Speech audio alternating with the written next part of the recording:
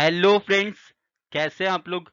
I hope इस corona के time में आप लोग अपना ख्याल रख रहे होंगे, मास्क पहन रहे होंगे, हाथों को सैनिटाइज कर रहे होंगे। बहुत ही ज़्यादा ज़रूरी है। अब हम बात करते हैं आज के हमारे टॉपिक पे, जो कि है मल्टीपल चॉइस क्वेश्चंस को कैसे सॉल्व किया जाए क्लास 12th के बच्चों के लिए। देखो, ये जो मैं आपको ट्रिक्स बता रहा हूँ, ये जो दोनों ट्रिक बताऊंगा मैं आपको अभी, वो दोनों बाकी सारी क्लासेस के लिए भी हैं। लेकिन पर्टिकुलरली मैंने जो एग्जाम्पल्स रखे हैं सॉल्व करने के लिए, वो क्लास 12th के रखे हैं। इसलिए यहाँ पे क्लास 12th आपको लिखा हुआ दिख रहा होगा। आप कोई भी एमसीक्यू सॉल्व कर सकते हैं क्लास 12th का, ये ट्रिक अगर आप लोग आजमाते हैं तो। देखो, मैं आपको ट्रिक्स बताता हूँ और आप लोग आजमा के भी देख सकते हैं किसी भी क्वेश्चन में कि आप लोगों का जो एमसीक्यू है उससे करेक्ट होने के चांसेस 90% हो चुके हैं। ठीक है, how to solve any MCQ class 12th। My name is Harsh Thapar and let's start. देखो, सबसे पहले जो बच्चे चैनल पे नए हैं वो चैनल को सब्सक्राइब कर सकते हैं और साथ में लगे बेल आइकन को प्रेस कर सकते हैं, ताकि लेटेस्ट वीडियोस और अपडेट्स आप लोगों को सबसे पहले मिलती रहे। अब देखो, सबसे पहली जो ट्रिक आती है ना, वो होती है हमारी एलिमिनेशन ट्रिक। एलिमिनेशन तो पता ही है आप लोगों को, हम लोग काफ़ी बंदों को अपनी लाइफ से एलिमिनेट करते हैं। आजकल तो काफ़ी जल्दी एलिमिनेशन प्रोसेस चल रहा है अपनी लाइफ से। जो बंदा हमें पसंद नहीं आता या जो चीज़ हमें पसंद नहीं आती, हम उसको उठा के फेंक देते हैं, चल भाई निकल यहाँ से। मैंने भी काफ़ी लोगों को अपनी लाइफ से एलिमिनेट किया है। ज़रूरी चीज़ होती है, एलिमिनेशन करना भी बहुत ज़रूरी होता है। तो एलिमिनेशन ट्रिक जो होती है वो ये कहती है कि आपके पास जो चार ऑप्शंस होते हैं, जैसे मैं बोलूँ आपको कि आपके पास चार ऑप्शन है, पहला ऑप्शन, दूसरा ऑप्शन, तीसरा ऑप्शन और चौथा ऑप्शन। ड्राइंग मेरी थोड़ी ऐसी ही है, ठीक है। आपको चारों ऑप्शंस को देखो, पहले तो क्वेश्चन को पढ़ना है, सबसे पहला काम जो आप लोग करते ही हो। फिर आपको चार ऑप्शंस देखने हैं, इनमें से उन क्वेश्चंस को एलिमिनेट करना है जो कि हो ही नहीं सकते। जो कि हो ही नहीं सकते का मतलब क्या है सर, जो कि हो नहीं सकते? जैसे अगर मैं आपको बोलूं कि पहला प्राइम मिनिस्टर इंडिया का कब बना था, पहला प्राइम मिनिस्टर इंडिया कब बना था, मैं आपको चार ऑप्शन दे दूं अगर। पहला ऑप्शन मैं आपको दे रहा हूँ 1990, 1990 में पहला प्राइम मिनिस्टर बना था, या 2000 में बना था पहला प्राइम मिनिस्टर, या फिर पहला प्राइम मिनिस्टर 1947 में बना था, या फिर पहला प्राइम मिनिस्टर 2021 में बना था। 2021 छोड़ो, 15 ले लेते हैं कि पहला प्राइम मिनिस्टर इन चारों ऑप्शन में से कब बना था। देखो, फर्स्ट प्राइम मिनिस्टर जो थे इंडिया के, वो थे पंडित जवाहरलाल नेहरू। वो कब बने थे? देखो, सबसे पहले आप लोगों को एलिमिनेट करना है, एलिमिनेशन करना बहुत ज़रूरी है। देखो, 1947 में हमारा देश आज़ाद हुआ था, तो ऑब्वियस सी बात है कि उससे पहले या उसी साल में बने होंगे कोई ना कोई प्राइम मिनिस्टर। तो 2000 तो एलिमिनेट हो गया, 2000 में कैसे कोई पीएम बन सकता है? 1947 में आपको फ्रीडम मिल चुकी है और आप 2000 में प्राइम मिनिस्टर बनाओगे, तो इससे बड़ी बेवकूफ़ी कोई हो नहीं सकती।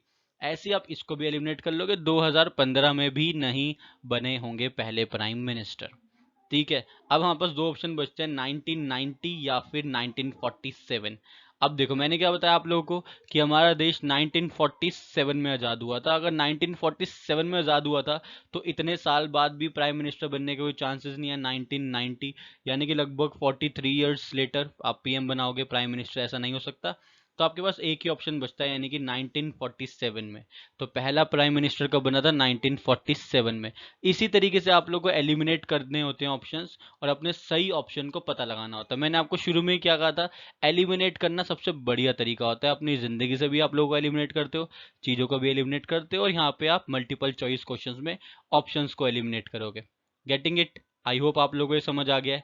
मैं आपको एक एग्जांपल देता हूँ क्लास 12th वाला, जो क्लास 12th के बच्चों के लिए बिजनेस स्टडी सब्जेक्ट से मैंने डाला है। आप लोग कोई भी मल्टीपल चॉइस क्वेश्चन लेके ये चीज़ ट्राई कर सकते हो। अगर आप लोगों का देखो आपके पास चार ऑप्शन होते हैं। कितने ऑप्शन होते हैं आपके पास? चार ऑप्शन।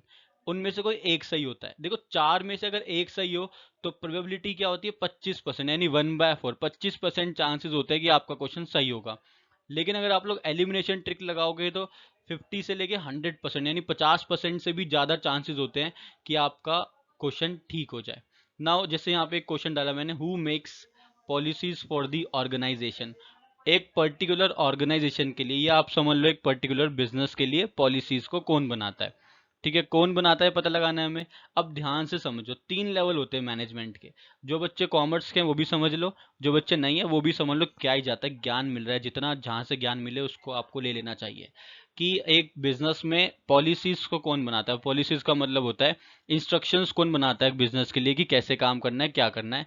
ऑप्शंस आपको दे दिए, top level of management, middle level of management, lower level of management, या ऑल ऑफ दीज। देखो, लेवल ऑफ मैनेजमेंट का मतलब होता है कि चीज़ों को मैनेज करने वाले आदमी, औरत, या you can say a group of people जो होते हैं वो होते हैं top level of management, middle level of management and lower level of management. अब ध्यान से देखो, अगर कोई लोअर लेवल ऑफ मैनेजमेंट होगा तो वो सबसे बेसिक लेवल होगा मैनेजमेंट का, सबसे बेसिक होगा ना। तो ये ऑप्शन आप लोगों का नहीं हो सकता। ये पॉलिसी कैसे बना सकते हैं? पॉलिसी तो पढ़े लिखे लोगों का काम हुआ ना, पढ़े लिखे इन द सेंस सारे पढ़े लिखे हैं वैसे तो। ये पॉलिसी बनाने का मतलब होता है कि सबसे ज्यादा दिमाग वाला काम पॉलिसी बनाना। तो लोअर लेवल ऑफ मैनेजमेंट को कोई दिमाग वाला काम ज्यादा क्यों देगा, मुझे बताओ। खुद सोचो कोई चीज, अगर बहुत ही ज्यादा कोई दिमाग वाली चीज होती है तो आप लोग किसी छोटे बच्चे को वो चीज नहीं दोगे, आप किसी सीनियर को ही दोगे वो काम, अगर दिमाग वाला होगा तो। ठीक है, तो लोअर लेवल ऑफ मैनेजमेंट नहीं हो सकता। अगर लोअर लेवल ऑफ मैनेजमेंट नहीं हो सकता तो ऑल ऑफ दिस भी नहीं हो सकता, क्योंकि एक हट गया ऑप्शन तो सारे कैसे हो सकते हैं, तो ऑल ऑफ दिस भी नहीं है। तो अब बचता है टॉप लेवल ऑफ मैनेजमेंट या मिडिल लेवल ऑफ मैनेजमेंट। मैंने क्या कहा था आपको कि 50% चांसेस होते हैं कि आपका क्वेश्चन अब सही होगा। आपने दो ऑप्शन एलिमिनेट कर दिए, अगर आप इन दोनों में से तुक्का भी मार के आओगे तो 50% चांस है कि आपका क्वेश्चन सही होगा। ठीक है, 50% चांस है, वरना अगर चार ऑप्शन में देखते तो आपके पास सिर्फ 25% चांस था। यहाँ पे आपके पास 50% चांस है कि आपका क्वेश्चन सही होगा। अब देखो, मैंने क्या कहा, पॉलिसी बनाना दिमाग वाले बंदे का काम है। दिमाग वाले बंदे वाला काम मतलब कि थोड़ा दिमाग लगाना पड़ता है, तो आप सीनियर बंदे को काम दोगे तो आप मिडिल वाले को भी क्यों ही दोगे ये काम। ठीक है, मिडिल लेवल ऑफ मैनेजमेंट भी नहीं होगा, इसका आंसर है टॉप लेवल ऑफ मैनेजमेंट। ये क्वेश्चन मैंने बिजनेस स्टडीज क्लास 12 से उठा के यहाँ पे डाल दिया है, लेकिन आप कोई भी क्वेश्चन लेके ये ट्रिक लगा के देख सकते हो, आपके चांसेस 50% होंगे। आप ज्यादातर इस क्वेश्चन, कोई भी क्वेश्चन को एलिमिनेशन ट्रिक से सही ही करोगे। ठीक है, दूसरी ट्रिक मैं आपको बताता हूँ, दूसरा मेथड भी काफी अच्छा है।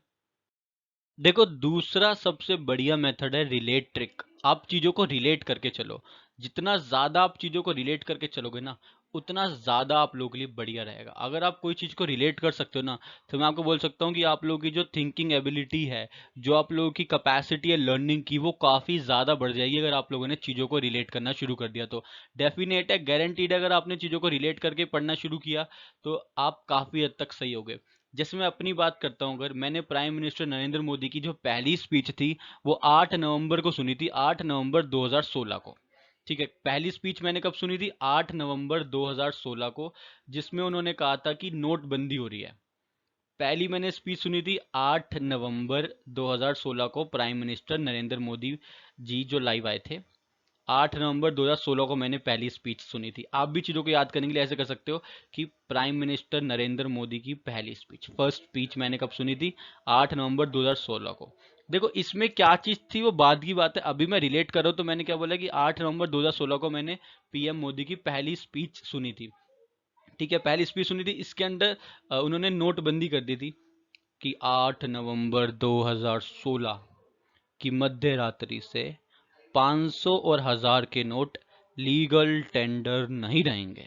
ये इन्होंने 8 नवंबर 2016 को बोला था, मेरी पहली स्पीच थी। इसमें इन्होंने नोटबंदी कर दी थी। ठीक है, सारे लीगल टेंडर नोट्स को इन्होंने बैन कर दिया था इंडिया में, पुराने जो 500 1000 के नोट थे पहले के। अब तो नया आ गया 500 और 2000 का नोट, पहले 500 1000 के नोट हुआ करते थे पुराने, जो इन्होंने 2016 में बैन कर दिए थे। तो ऐसे अगर कोई मेरे से क्वेश्चन पूछता है कि बताओ नोटबंदी कब हुई थी, क्वेश्चन ये पूछ रहा है कि नोटबंदी कब हुई थी, ऑप्शन दे दिया 2016, 2017, 2018, 2019। 2016, 2017, 2018 और 2019। तो अगर कोई मेरे से ऐसे ऑप्शन देके पूछेगा तो मैं झट से बता दूंगा कि नोटबंदी के जो नोट बैन हुए थे वो 2016 को हुए थे, क्योंकि मैंने रिलेट करके चल रहा हूँ मैं चीज़ों को। क्योंकि 8 नवंबर 2016 को पीएम की पहली स्पीच आई थी, मैंने सुनी थी, और उसमें नोटबंदी थी। तो दोनों चीज़ों को मैंने रिलेट किया, मुझे आंसर मिल गया। ऐसे ही आप लोग अगर चीज़ों को रिलेट करके चलोगे तो डेफिनेटली आप लोग का आंसर सही ही होगा। 99% चांसेस रहते हैं वैसे तो सही होने के, बाकी डिपेंड करता है कि ऑप्शंस कैसे हैं। ठीक है, I hope you get it now. मैं आपको एक और एग्जांपल देता हूँ। जैसे यहाँ पे क्वेश्चन है कि रिजर्व बैंक ऑफ इंडिया कब एस्टेब्लिश हुआ था, आरबीआई यानी कि Reserve Bank of India, it is also known as a central bank of India, ये कब बना था। क्लास 12th के इकोनॉमिक्स का क्वेश्चन है, लेकिन ये बाकी बच्चों के लिए भी काम आ सकता है। क्वेश्चन रिलेट करने वाली चीज है, रिलेट करके चलना है आपको कि आरबीआई कब एस्टेब्लिश हुआ था। अब आप एक देखो, ऑप्शन क्या दिए मैं आपको, 1935, 1990, 1947 और 1992, चार भयंकर ऑप्शन दिए हुए हैं आपको। अब मैंने आपको क्या कहा था, पहले भी समझाया था, हमें इंडिपेंडेंस कब मिली थी, हमें इंडिपेंडेंस मिली थी 1947 में।